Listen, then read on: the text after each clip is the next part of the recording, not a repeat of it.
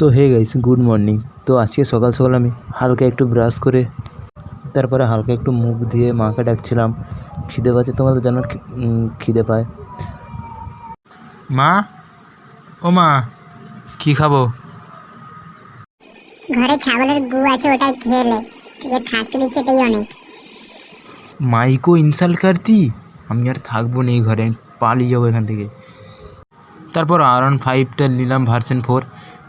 তারপর বাদ থেকে হালকা করে চমড়ি নিয়ে এসে এবার দমকা খাওয়া চলবে আমার।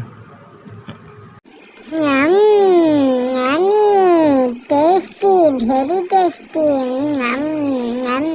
তো আমার মুড়ি খাওয়া শেষ, আমি তো বাইরে পালিয়ে গেছিলাম। তারপর দুপুরে ঘরে আসছি, তো ঘরে এসে দেখছি যে এনারা তরমুজ খাচ্ছে, তাই জন্যে আমিও হালকা করে একটু তরমুজ নিয়ে বসে পড়বো। আমি এখন তরমুজ খাই। নেক্সট ভিডিওর জন্য তোমরা সাবস্ক্রাইব করো। টাটা।